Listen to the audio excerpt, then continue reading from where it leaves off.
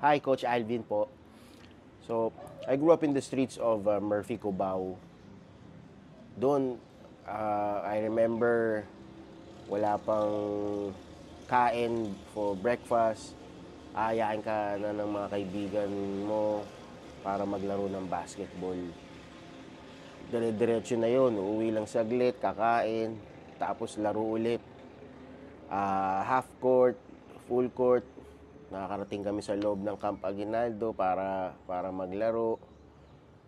So, yan, doon talaga tayo namulat in the game. Same goes here in my hometown dito sa Cogio Antipolo. Basketball talaga yung first love ng mga tropa ng mga kaibigan. And I admit, I am a frustrated varsity player back in my day in high school, Aquinas School in San Juan. I was never rostered into a varsity team. I tried out, but unfortunately we didn't cut in the roster. But I am surrounded with good people and athletes. I am surrounded with former varsity, former collegiate, and former pro. So maybe that's the motivation that I have to be that someone, to be that person na wala ako when I was growing. You know, that's the motivation today, to coach, to guide, to teach, you know, to serve as a role model sa youth natin today. Can you share a moment in your life when basketball taught you something bigger than the game itself? Wow, that's deep. Well,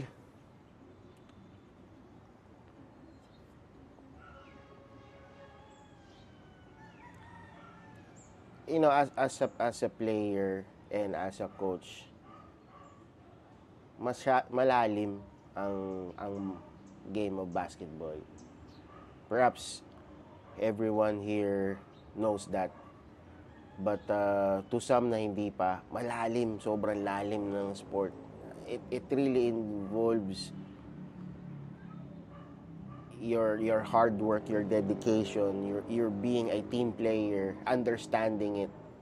Sobrang lalim eh. So, you know, just watching the game and also being there, makikita mo na you have to be strong. Yeah, di ba? You have to really be strong mentally and physically. So, same goes in life, you know? Like mga sinasabi sa mga bata, you know, games are always an execution. It's really in the training. Doon ang preparation. Just to share a little background, Coach Alvin was diagnosed of a multiple herniated disc from my lumbar, from my cervical and my thoracic. But no, not to worry. Coach is getting better. I am going through therapy. So when I started coaching, talagang hirap. Hindi ako makayuko. I cannot, until now though, hindi ako pwede pa tumalon. Hindi pa ako pwede tumakbo or what. Talagang hindi pa pwede bumalik si coach sa laro. So, I have these young men who are helping me in camp during training with the kids.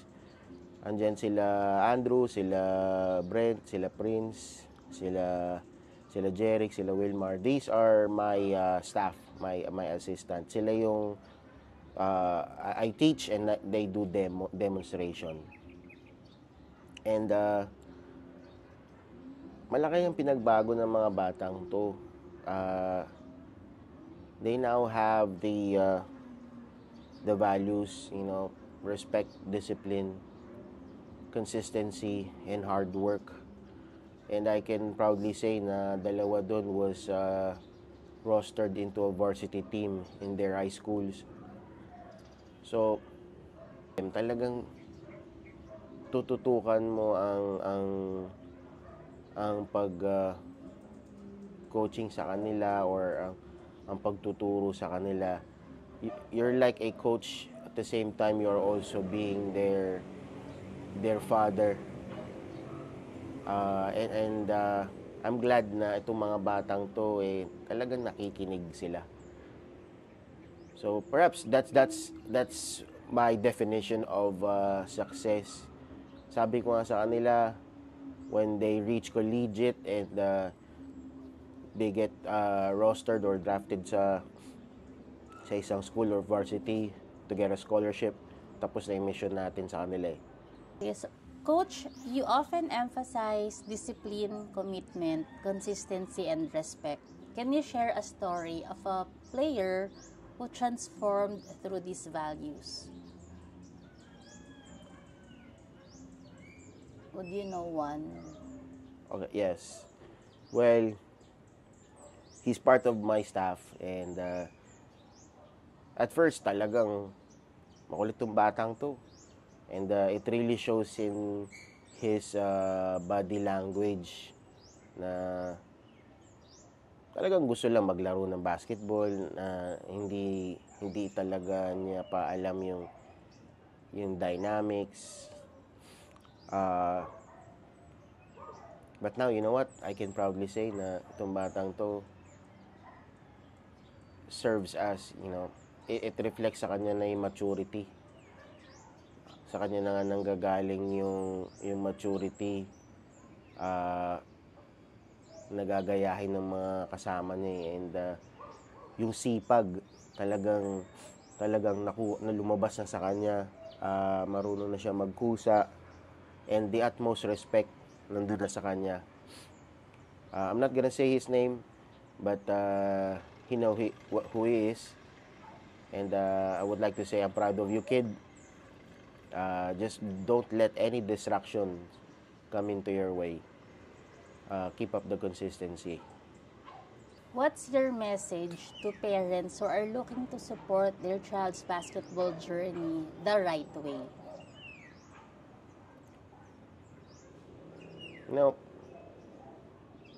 Maybe this phrase applies to everyone. It's not gonna be easy. Lagi ko sabi sa mga players also, it's not a walk in the park, but it's not impossible. Kaya talagang mangyari at kayang gawin. Let's just get their interest. Yun ang pang-ingatan natin sa kanila. Step by step, let's get their interest muna. Once we got their interest, then ingatan natin yon, and we encourage them to show up every day. We have this 100-hour rule na if you distribute 100 hours in 365 days in 1 year, that's just probably about 18 to 20 minutes, at least 20 minutes every day. That's the very least 20 minutes. If you spend time 20 minutes in any other in all discipline of sport, mapa-boxing man yan o mapa-judo, mapa-karate, if you spend at least 20 minutes every day, that will give you a huge improvement after 100 hours or after a year. So, mommies and daddies, I know it's not easy, lalo na ngayon na ang mga bata ay exposed to online games or PC games or any gadget, kinukonsume yung oras nila. In camp, lagi ko sinasabi sa mga bata, you have to be a child of your parent first. That means they have to listen to you. They have to listen to you, parents. Number 2, you have to be a student of your school. They have to do well in school. Diba? Alam ko yun naman din po ang kagustuhan ng karamihan na o halos lahat ng mga magulang. And then number 3, then you'll be a player of your team. So, they have to learn their priorities. Be the child muna of their parent. So, they have to listen to you. Get their interest. Okay, how do we ignite the interest? If I'm a parent, paano ko ba i-turn on yung interest? Well, perhaps this may work to some, But have a heart-to-heart talk with your child, and tell them to give it a chance. If they are not really into basketball or to in any other sport, tell them, let's give it a chance. And talagang pag hindi at talagang pag ayaw or talagang basketball is really not for them, so be it. Perhaps they excel into other sport or into arts perhaps or into music perhaps. But let's try it muna. Let's give it a chance. And we'll see it from there. Doon naman na papasok ang role namin as coaches to keep their interest and to push them the right way. So, yun po. Have a heart-to-heart talk with them and get their interest. Tell them, let's give it a chance. And we'll see it from there. Coach Alvin, for families watching who connect with your approach and values, what can they expect when they join your basketball skills training? And what is the first step they should take? Well, the program is really intended for grassroots or beginners to intermediate, even to advanced. Like I always tell, even the pros go back to the basics. So you can never go wrong by learning and by mastering the basics and the fundamentals. So what mommies and daddies, what you can expect is that, I teach them not just the skill but also building their characters. They have to carry the values of an athlete. Nandyan ang respeto, andyan ang pagiging disiplinado, andyan ang pagpupursige. Commitment. Lagi ko ang sinasabi, I don't mind sounding a broken record. Alam ng mga players ko yan. I don't mind sounding a broken record until they get things done. Until na makita ko na sa kanila that they're doing it. I always tell them, you have to stay consistent, you have to stay committed. It's really a hard work, but it will be all worth it. So that's what you can expect by joining in the program. We're building the character of these young men, not just the skill, but also their character on and off the court. So, how should they join? It's in the description box. So if it's in the description box. And in the comment as and well. in the comment section. Nakapin. Just reach us out, and we'll get back to you. Yun po.